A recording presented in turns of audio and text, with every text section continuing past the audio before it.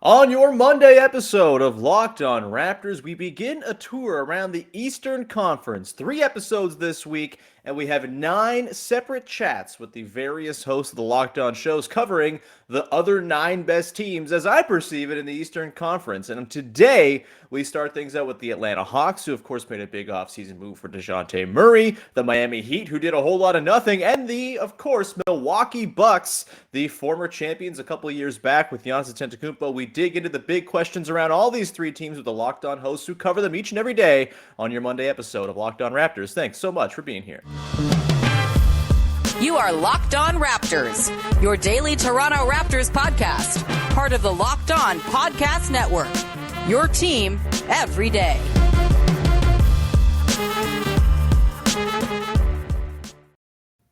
Hey, what's going on? Welcome to episode number 1245 of Locked On Raptors for Monday, September the 19th? Yeah, I think that's it. I'm your host, Sean Woodley of RaptorsHQ.com. You can find me on Twitter as always at WoodleySean. You can find the show at Locked On Raptors, and you can follow, subscribe to, rate, and review the podcast for free on all your favorite podcast apps in audio form. We are also on YouTube for free, and you can subscribe to see my mug each and every day over on YouTube. Just go search up Locked On Raptors, hit the big red subscribe button, and you have done me a service for which I will forever be indebted to you. All right, on today's show, which is of course your first listen of the day, we begin the first of 3 shows this week as we tour around the what I perceive to be the 9 other top teams in the Eastern Conference of the top 10 teams I perceive in the Eastern Conference. Look, I had to stretch it for one of them. I think there are 9 really good teams in the East, and then I sandwiched in the Wizards, partly because we talked about the Knicks last week with our pals Gavin and Alex Wolf from Locked On Knicks, but also because I kind of think the Wizards are better than the Knicks, and that's not exactly anything special. It's damning with faint praise, to be sure, but we will talk about the Wizards this week. We'll talk about, of course, the close rivals within the East, the Cavs and the Celtics and all that good stuff. But today we start with the Atlanta Hawks with Brad Rowland of Locked On Hawks, the Miami Heat with Dave Ramil of Locked On Heat, and Kane Pitman of Locked On Bucks here to talk about the Milwaukee Bucks. Without further ado, let's get to it and start things off with our chat about the Hawks with Brad Rowland of Locked On Hawks. Let's get to it. All right, joining me now for our first stop around the Eastern Conference contenders is the wonderful Brad Rowland of Locked On Hawks, who is here to talk about the Atlanta Hawks, of course. Brad, how are you, man?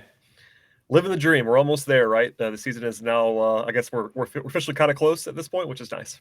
Yeah, we're like within a month we can smell the media day, the prepared meals cooking for us to go and consume once we go and grab ass at our respective media days. It's all very exciting. Let's dig into the Hawks, shall we? A team that I've never been super high on, honestly. Like, I always kind of find myself on the low end of the Hawks spectrum when it comes to preseason projections, although I'm finding myself, the more I think about this team, liking what this version of the Hawks is going to look like, potentially, if all things kind of fall into place. We should probably start with the big deal, of course. DeJounte Murray coming in exchange for a whole lot of picks to be that sort of backcourt partner for Trae Young, potentially shield him a little bit defensively.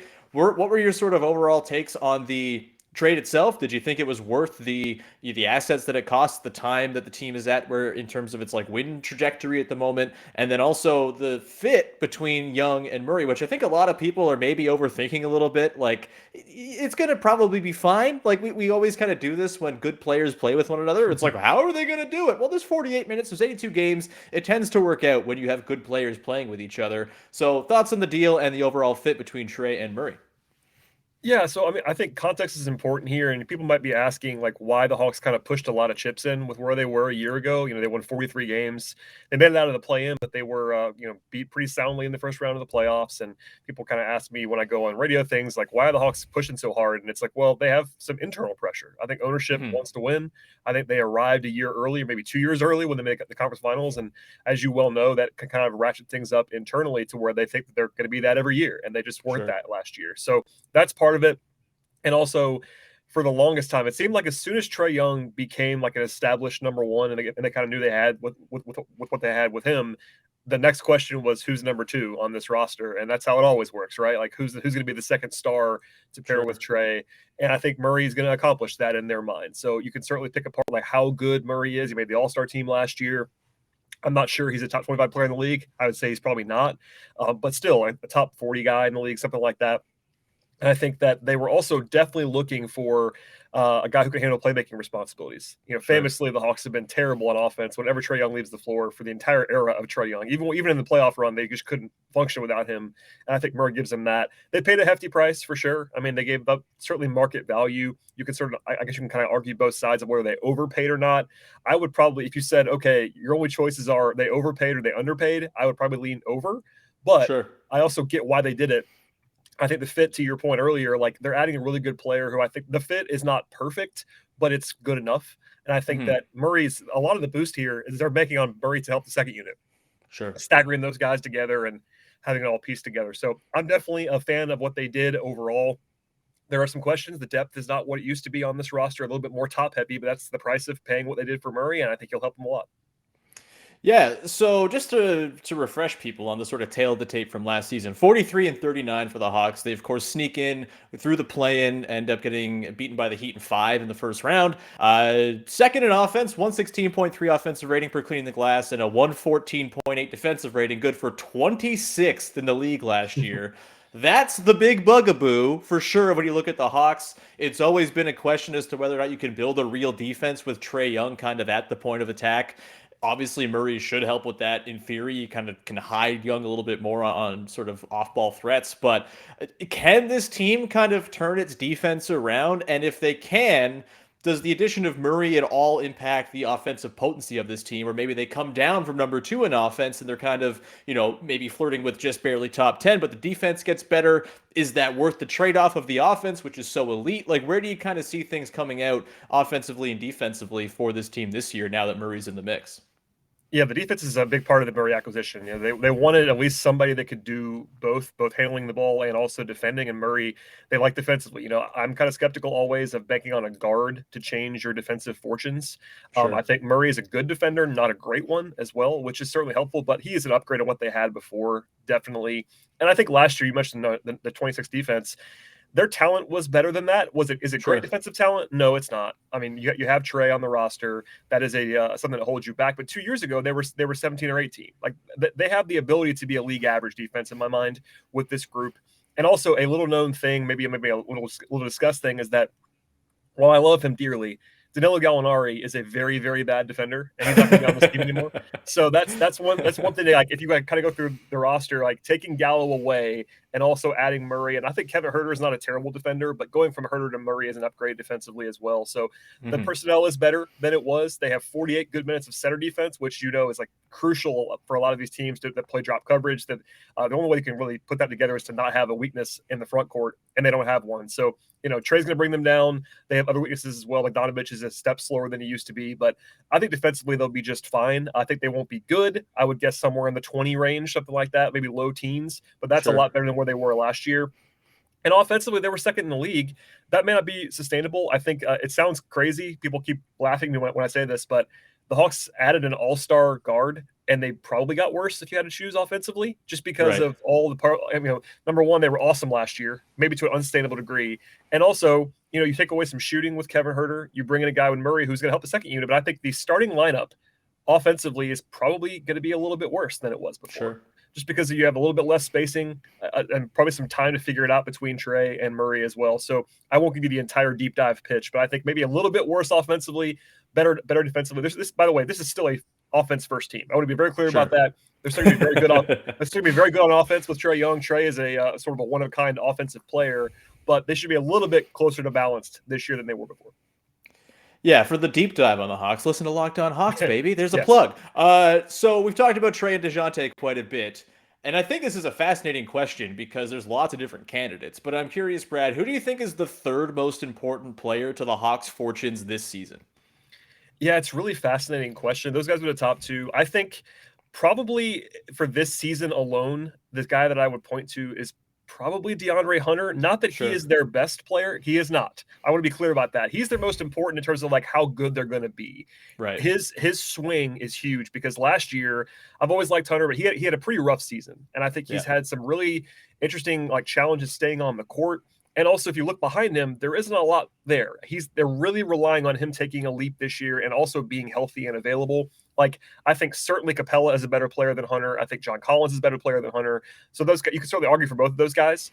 But I think Hunter, given the lack of depth behind him, and given that how important small forwards are. I mean, you cover a team that has a million of these guys who are 6'8", 6'9", but not every team does, and most teams don't have that abundance, and the Hawks really only have one of them. I mean, John Collins is more of a pure 4.5 guy. Hunter is really the only player on this roster right now today that's that 6'8" prototypical two-way wing, and if he's not going to be there or if he's going to struggle, that caps their ceiling a lot.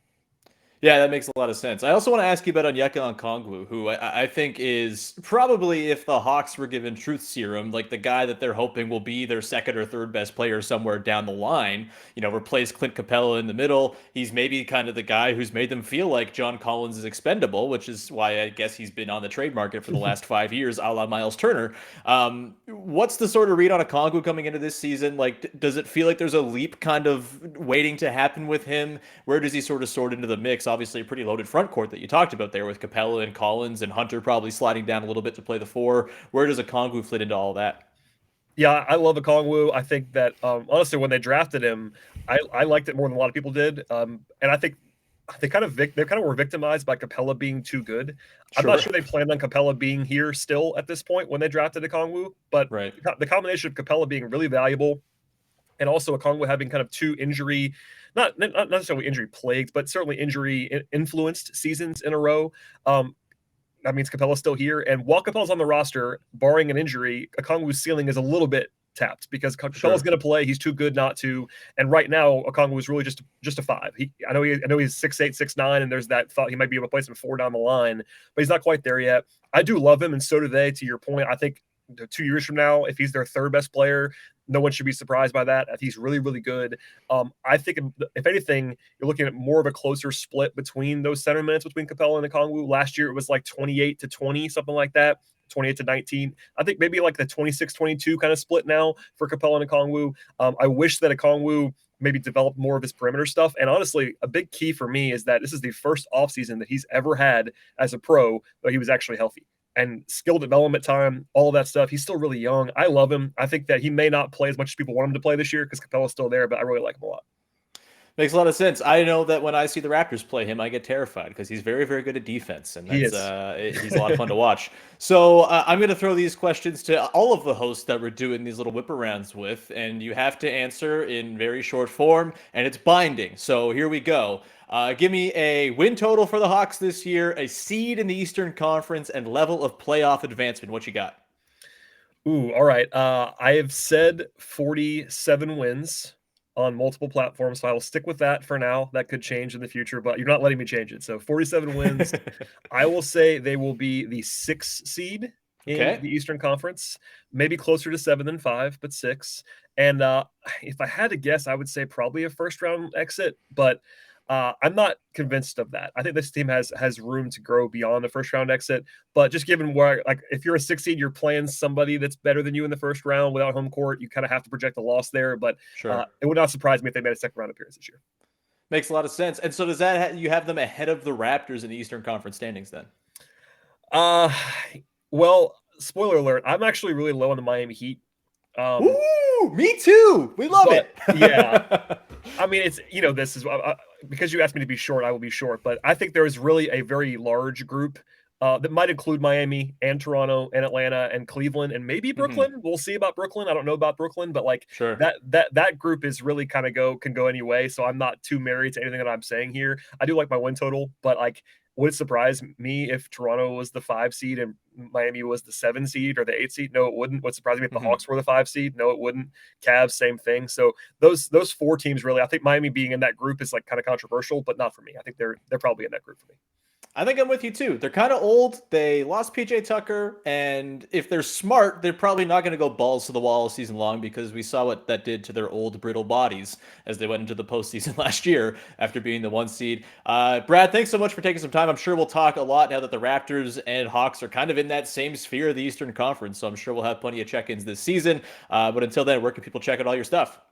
Yeah, the Hawks are at the same win total, I believe, by our friends at Bet Online. So I'm sure we'll be talking about those teams battling all season long. But yes, you can follow my work at BT Rowland on Twitter for everything. I'm at Dime. I host the Locked On Hawks podcast. I write for Sportsline. I'm all over the place, but everything can be found at BT Rowland on Twitter and at Locked On Hawks on Twitter as well. Awesome stuff. That'll do it for our Hawks whip around. Coming back on the other side of the break, we'll be joined by Dave Ramil of Locked On Heat to dig into Raptors and Heat stuff. We'll probably talk about Kyle Lowry's butt and a whole bunch more. That's coming up in just a second. Thanks, Brad. We'll get to that chat with the host of Locked On Heat, Dave Ramil, in just 1 second. But first, I want to tell you about our sponsor for today, and that is Rocket Money. Are you like me and you just like subscribe to things for, one-off purposes, maybe for a free month trial or something like that, and then you just totally forget to cancel, and then it's an enormous hassle to get rid of those subscriptions that you just keep on forgetting about? You get that bill every 30 days, and it's like, oh, damn, I forgot another month to cancel this thing. I'll kick it down the road and get it next week, and then you forget again. Yeah, that's me, and it probably is you in some way, shape, or form as well. Are you wasting money on subscriptions? 80% of people have subscriptions they forgot about. Maybe for you, it's an unused Amazon Prime account or a Hulu account that never gets streamed. There's this great app that I use, though, that helps me track all of my expenses, and because of it, I no longer waste money on subscriptions I don't even use. You might have heard of it. It's called Rocket Money, formerly known as Truebill, where you can cancel unnecessary subscriptions with Rocket Money today. Go to rocketmoney.com/lockedon. Seriously, it could save you hundreds per year. That's rocketmoney.com/lockedon. And yes, you totally should be checking them out. They're going to save you money. It is one of the best apps lots of people have ever used. This is according to surveys of people who have used the app, and used their account to get out of subscriptions that they have forgotten about. Once again, that is rocketmoney.com/lockedon. Go and check them out. And let's get back to it now. My chat with Dave Ramil of Locked On Heat on tap next. All right, joining me now as we continue our tour around the best teams in the Eastern Conference is our pal Dave Ramil from Locked On Heat to dig into the Miami Heat, the defending 1 seed in the Eastern Conference. Dave, how are you, man? I'm doing well, Sean. How are you, sir? Really, really great, and always happy to catch up with our old pal Kyle Lowry and the gang down there in Miami. We'll get to Kyle in a sec, get a sort of status update on where he's at, but I do just kind of want to start big with the Heat here, Dave. The offseason, obviously, the Heat were kind of, it seemed, waiting to see if they could pounce on a Kevin Durant or a Donovan Mitchell. They ultimately don't do a whole lot. They bring back whatever Martin twin is on their team, Caleb, I believe, and they lose PJ Tucker, and it seems like they're kind of banking on internal growth and sort of the infrastructure they have in place to carry forward what was a pretty good season last year. The tail of the tape for them, 53-29, number 1 seed in the East, as we mentioned, 11th in offense per cleaning the glass, and 4th in defense. And yet there still seems to be this kind of perception that among the upper crust contenders in the East, while Philly and Boston loaded up and Milwaukee continues to be Milwaukee, the Nets are kind of back maybe in our lives in some meaningful way. The Heat are kind of maybe the most vulnerable of that bunch to the collection of team that features the Raptors just below them. Where are you at with that sort of sentiment? Are you on board with the Heat maybe being a little bit vulnerable, maybe be at risk of a drop back from where they were last season, or are they just going to do the very annoying Heat thing where they win all the games and are very good and annoying over the course of 82 games? Because that's just how they roll. Right. I mean, that's part of the big question for them. Then, I don't know if they're necessarily the most vulnerable. That's not the terminology I'd use. What I'd call them is just the biggest unknown amongst those upper crust teams, because they could take that leap if certain players on this roster take that growth, that make that leap in terms of their own development. If they explore something different offensively, if Tyler Hero emerges as the player he was a couple of seasons ago and continues to be as productive as he was during the regular season, not necessarily the version we saw of him of the playoffs. So there is potential for them to still be one of the top 4 teams in the Eastern Conference, but there's also the possibility of them kind of falling out of that upper crust level there and being more of a play-in tournament team, especially with the older players in the roster like Jimmy and Kyle Lowry specifically. So I think it's interesting to see exactly what's going to happen with this Heat team. I have no idea, honestly.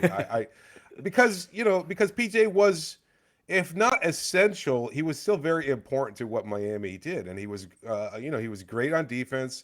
He was still kind of a safety valve on offense. He was able to drive to the hoop. That 3-point corner shot in the first half of the season. He was the best 3-point shooter in the NBA by percentage. So, he was a valuable player. Now all of a sudden you've got this glaring hole at the 4 spot, and I don't know that anybody on this current roster can fill it and fill it well so that they can continue to contend at the high level they have. But you're right in terms of the idea that, they could just win a lot of games unexpectedly. I don't think they'll catch people by surprise the same way they did last year when Jimmy Butler, Kyle Lowry missed time for personal reasons. Of course, Bam missed time due to injury, and somehow they were able to string this group of Gabe Vincent, Max Strus, Caleb Martin, etc., into 53 wins. So it doesn't seem like that's likely to occur again, but that doesn't mean that they won't find a way to win a lot of games and still potentially contend in the playoffs.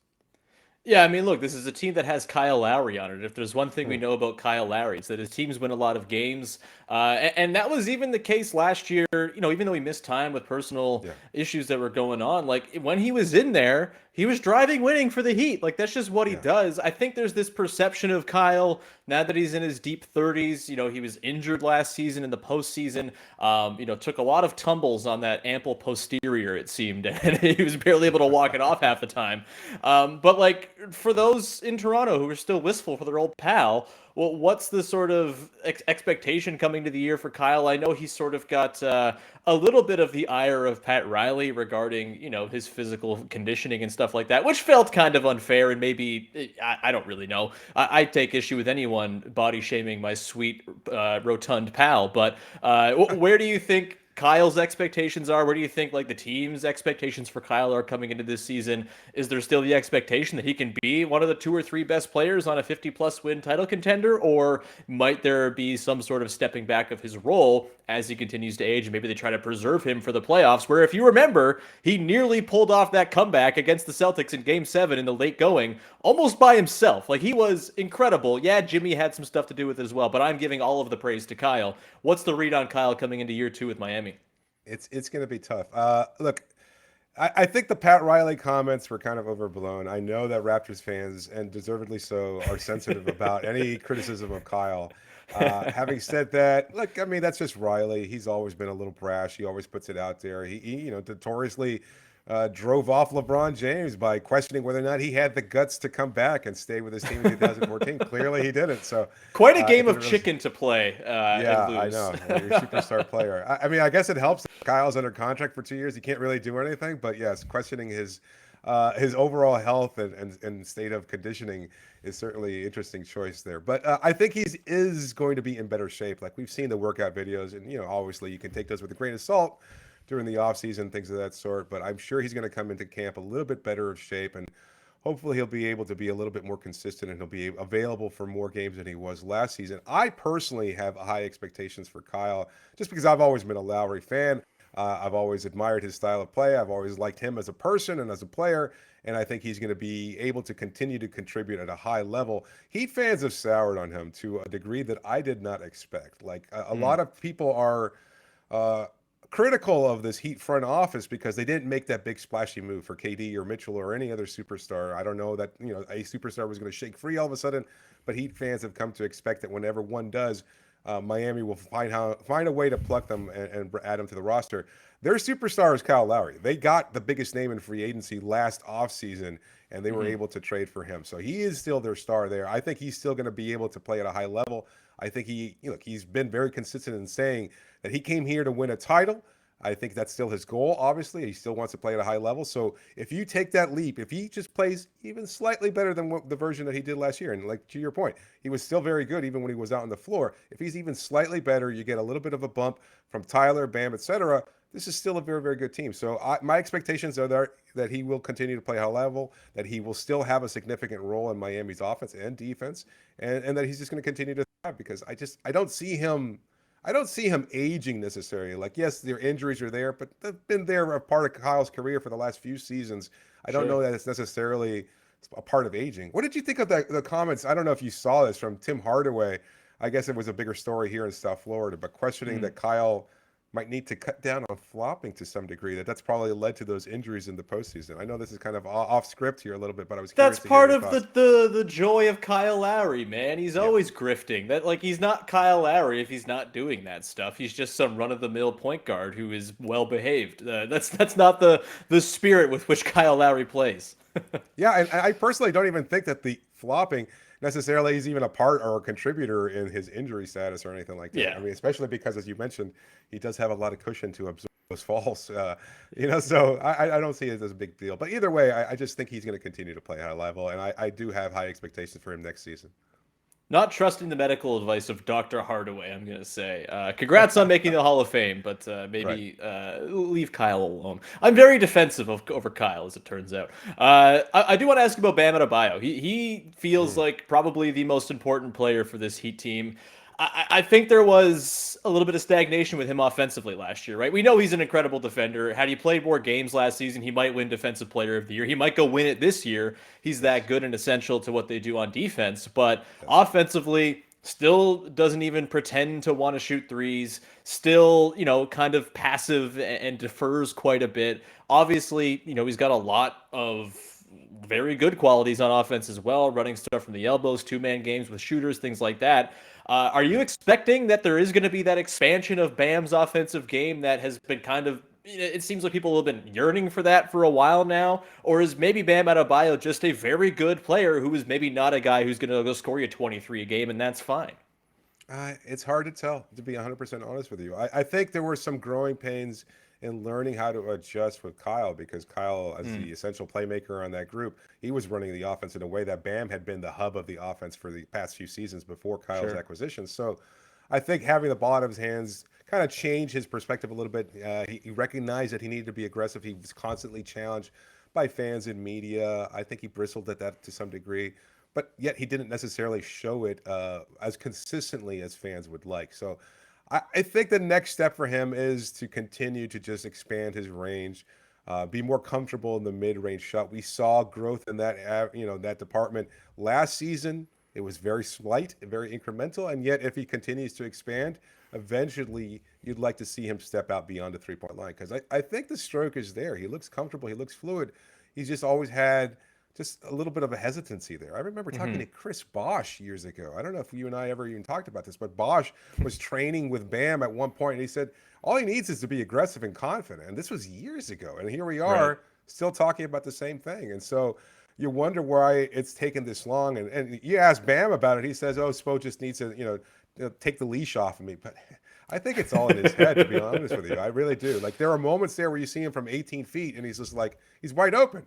Take the shot. So I think we'll start to see that growth, because it's just been incremental, and he has shown it in the past few seasons, but we just want it to be a much more consistent threat where defenses recognize that and sag off him a little bit, because then we know with his speed and strength, he can get to the cup and score at a high level. For sure. I think probably color me a little bit more on the skeptical side of things of Bam kind of expanding that offensive repertoire. At least this season, it might be more of a sort of multi-year work in progress type thing. And I think that's why I may be a little bit lower on the Heat than I probably was, even earlier in the offseason, now that I kind of look at the state of the Eastern Conference. And so that brings me to the ceremonial three-pronged question I'm asking every guest on these quick rip-arounds of the Eastern Conference. Again, these answers are binding. You can't change them at all. So, Dave, I ask you to answer very briefly predicted win total, predicted seed, and playoff advancement level for the Miami Heat this season.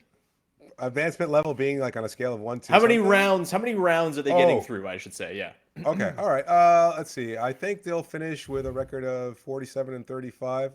Okay. I think that'll be good for the 6th seed, I would say. And I think that they'll be able to advance to, well, I still think I still have them pegged as an Eastern Conference finalist. To be not sure, depending if we see a significant leap there, they could wind up going to the finals. But for now, I'd see them as a Eastern Conference finalist. I mean, Jimmy Butler, it seems like it's kind of, you can't question that dude anymore in the playoffs, at least. Like, he's a monster, and he just kind of becomes a new player. So hard to bet against them.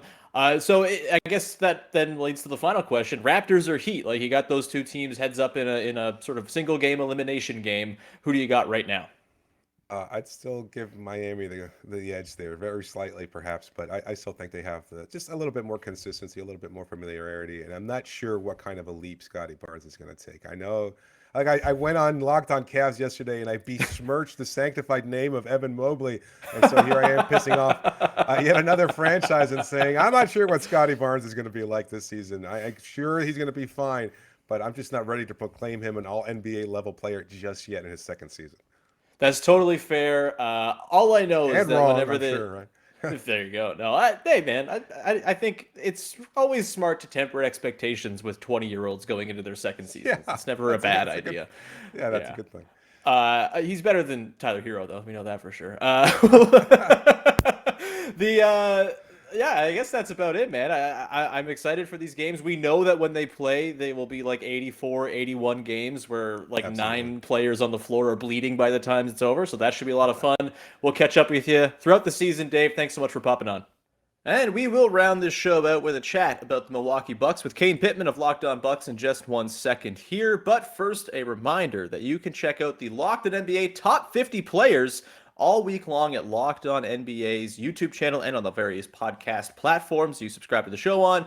All the hosts who are reacting to the Bet Online Top 50 Most Valuable Players list in order, being from 50 all down to 1. I will be featured prominently as 3 Raptors are in the top 50. I disagree with where a couple of them are, and so you can check that out and go subscribe. Locked On NBA each and every day. Support that show and subscribe on YouTube or wherever you get your podcasts. And let's get back to it now. The chat with Kane Pitman of Locked On Bucks, closing things out. Let's get to it. And joining me now to close out part 1 of our 3-episode tour around the Eastern Conference is Kane Pitman, our pal from Locked On Bucks and ESPN Australia. He's a famous man now these days. Kane, how's it going, pal? It's going pretty well. And if we're in the first episode, does that mean that the Bucks are ranked high in your mind in the East? Is that the way it works? Are you starting from top to bottom? It's not really how it worked. I just kind of did whoever responded to my message to come on the podcast first. But I do think the Bucks are the best team in the East going into the year. I'll spoil that. I even think I would take them over the Celtics right now. Maybe not crazy considering they took them to 7 without Chris Middleton last year. So let's dive in there. Like sort of a quiet off season for the Bucks. They keep some guys. They don't really bring anybody new in. I think there's some hope for like internal growth from some of the younger pieces. Maybe a Jordan Nwora, you got Mamu, you got all these dudes. Like, what's the vibe in Milwaukee right now? Like, I guess you're in Australia, so maybe you're not telling me what the vibe in Milwaukee is, but by proxy, what's the vibe among Bucks fans? And is there like an expectation that, yeah, run of the mill, this is going to be one of the best teams in the league, we have the best player in the world, and it's just going to kind of be business as usual for the Bucks this year? Or is there concern that the Celtics loaded up and got Malcolm Brogdon, the Sixers have loaded up and gotten all the old Rockets pals, the Nets are back and maybe a real team, who's to say? Like, what's the vibe for Bucks fans right now going into this season? Yeah, I think it's probably split. I think there's some fans that, to your point about Chris Middleton last year, and think, well, look, you got Giannis, so you're going to be around the mark, and then you need a little bit of luck later on in the postseason. That's just the reality. You have to see how that plays out. And then there is another section of the fan base that is probably just bored from the offseason and wanted something cool to happen or wanted something radical to happen. But the reality is it didn't really make sense for the Bucks to move on any of the key pieces. You were going to bring back Holiday, Middleton, Giannis, probably Lopez, who missed basically the entire regular season last year. So you were going to bring those 4 guys back. And then that's really your core. And then they were able to re-sign Pat Connaughton, re-sign Bobby Porter. So there's probably your 6 best players. So then anything else you're doing is on the periphery. So I thought it made plenty of sense that they had a quieter offseason. They got a really good team, and they should feel like they have a chance to win. It also just feels like, why go do crazy things when you just won a title a couple of years ago and you have Giannis, who's like an instant ticket to contention regardless? Maybe that's like a lazy way of team building, and it's like, good enough, we got Giannis, it's fine. And teams, I guess, have gone down the tubes with that strategy before, but like, they got other guys too. It's not just Giannis and a bunch of humps out there. So it has to be, I think, while the offseason was boring, I could promise you that it was probably a lot better than your team maybe pretending that they were going to go get Kevin Durant but never actually doing it. So it's just not always greener on the other side, Bucks fans. I guess my question about this Bucks team is one of like urgency. And, this is not a young team necessarily. Brook Lopez is in his mid-30s now. Drew Holiday, Chris Middleton, north of 30. Or is Middleton 30 now? I think got to be. Like, they've been around forever. And then, of course, the back end of the roster, you hope that some young guys can pop, but there's also Serge Ibaka hanging out there and some other older fellas on the back end of the team. Like, is there a Does it feel like there's a time clock ticking here for the Bucks to like go and win as many titles as they can in the next year or two before maybe the downturn in a Middleton or a Holiday's career maybe sets the Bucks up for some years of maybe sort of fringe contention as opposed to being one of the very obvious best teams in the league?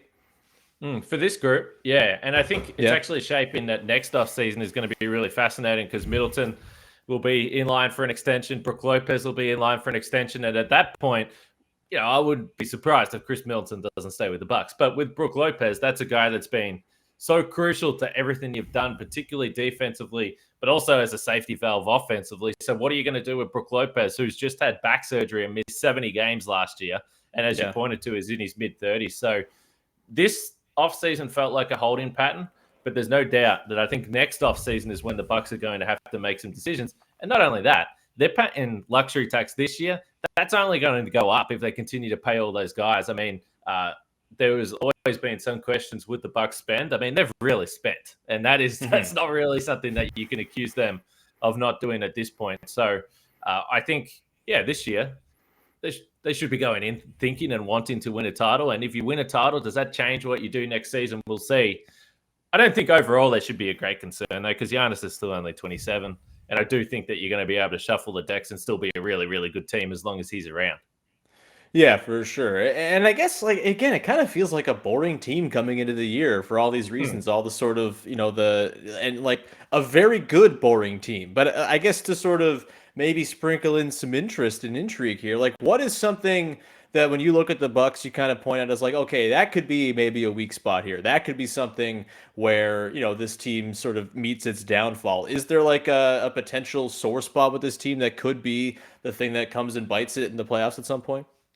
Well, consistently, the thing that's hurt the Bucks in the playoffs, really over the entire time that Bud's been here, has been the three-point shooting in the playoffs. It's been absolutely disastrous. And they were awful last year against Boston as well. So if you look at the roster, you say, well, they haven't really added anyone. Yes, you'll get Chris Middleton back, you hope.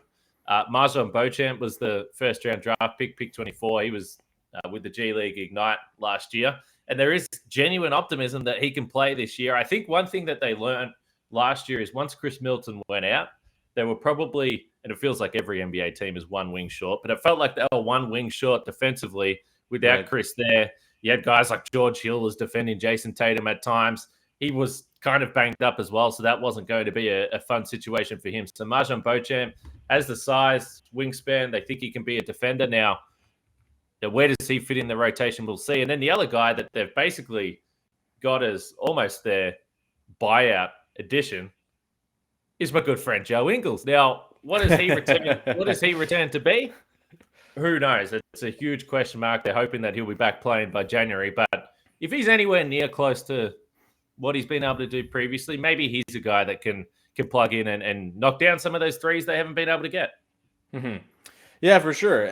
So, like, Kane, what's your sort of favorite, maybe under the radar on-court storyline or sort of development you're looking for this year? I know, like, for the Raptors, for example, there's a whole lot of intrigue about, how the defense is going to look after last year where they kind of played one style all the time and it kind of got run into the ground at some points.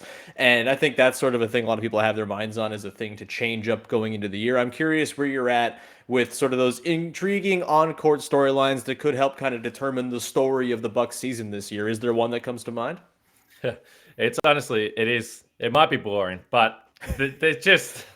Listen, it is sometimes hard. You would do this podcast Monday to Friday, and it's like far out. You've just gone through the off season, nothing's happened. Thank goodness for Eurobasket. That's all I'll say. Unfortunately, got eliminated, but that was a bit of fun for a while. So one thing that we are talking about a lot, though, is what do the Bucks do with the backup point guard position? So they've got an open roster spot right now. So George Hill has been a bit of a staple with the Bucks. Towards the back end of last season, he actually had. This might be a little dramatic in the phrasing here, but broken neck. He was having some serious neck issues. Sure. So he wasn't healthy, but he played. Javon Carter's the other guy that's there. So I look at that and say, well, George Hill's 35, 36 now. I would say that that's a position that they would be looking at and saying potentially we can shore up this position. And once you do get to the postseason, having a guy that can hold up defensively and dribble the ball is pretty damn important. So I think that's an area that the Bucks will look to make a move. And then the other question is, what do they do with Grayson Allen? I think they like Grayson Allen. I think they want to keep him around. I think they're optimistic. They're the only ones. Well, so this is interesting. So there's been a lot of people talk about, well, what can you do with Grayson Allen? Because he's a decent salary, $10 million salary. There's talk about Jordan Clarkson, all these types of players. I was like, I wonder if Utah wants Grayson Allen back for a second round. Who knows? I think the fans... They would love him in Utah. They would adore him. Well, starting five with Grayson Allen and Lowry Markkanen, it's like Rudy and Donovan who? What? Yeah, look, my take is always, as long as you're knocking down threes, the people will love you. Unfortunately, that didn't happen for Grayson Allen in the Boston series, so the people turned on him a little bit. But yeah, so backup point guard and guard depth is the big question. They'll make a move at some point, whether it's just adding a guy or swinging a trade, but something's going to happen, I believe. Yeah, I mean, they're kind of the exact type of team that makes a deadline move of some way, shape, or form. You know, it'd be really great for them if the Wizards are as bad as I think they're going to be. Monte Morris would be a lot of fun. Wouldn't that be great? Trade him again. So I've been rounding out these little quick chats, whips around the Eastern Conference with a very important question. It's three-pronged. You have to answer. It's binding, and you have to answer very briefly. So I will ask you now. Give me a win total for the Bucks this year, a seeding in the Eastern Conference, and the round to which they will advance in the NBA playoffs. 54 wins, number 2 in the East. Okay. And they can go to the finals. Why not? I agree. I think they're going to the finals. I got a Bucks Nuggets finals set up. The Monte Morris revenge finals, baby. Look, I've been thinking the Nuggets are going to make the finals for. I thought they were going to make it last year when there was those burblings that maybe Jamal Murray was going to come back. I actually put money down on them to win it, like 50-1. It didn't end up paying off, but I can't quit the Nuggets, and I think the Bucks are awesome, man. Giannis is incredible. It breaks my brain every time I watch that dude play. And had it not been for no Chris Middleton, I think they probably beat the Celtics in like 6 last year. So I am with you. Bucks in the finals is, I think, my official pick. That it's binding now. It can't be changed, even on your own podcast. If you change your mind, it was put into print here first. So sorry, man. Direct people back here for all of your binding predictions on the season. But that's gonna do it here. Kane, thank you so much for popping on, man. Where can people check out your work? Yeah, just on Twitter at Kane Pitman. I'm normally on there. Rambling away, and then check out the Locked On Bucks podcast if you're interested. I'm sure we'll podcast through the season. I've just noted down 54. That was my win total. 54. Got to stick with it. Sounds good. Better be in pen, not pencil. Don't be a coward about this. It's in pen. No, Kane, this was great, man. I'm sure we'll talk to each other throughout the season for sure. Raptors-Bucks games are always a blast because the Raptors just seem to have built their entire team out of guys who can maybe guard Giannis, but probably not. So that's fun. But yeah, this was great. And that'll round up today's episode of the podcast. Thanks, everyone, for tuning in. Please subscribe to, follow, rate, and review the podcast for free wherever you get your podcasts and on YouTube. And go make your second listen of the day, Locked On Blue Jays, as the stupid Blue Jays are playing the stupid Rays again. The Blue Jays aren't stupid. The Rays just make me angry, but they're playing them again all week long. So go check out Locked On Jays as Ben and Matt over there guide you towards the postseason. With that, we'll round it out. We'll be back again Wednesday with more quick check-ins with the hosts covering the teams in the Eastern Conference. I think we're talking Cavs, Celtics, and Wizards on Wednesday, baby. So keep an eye out for that. And thank you very much. We'll talk to you then. Bye-bye.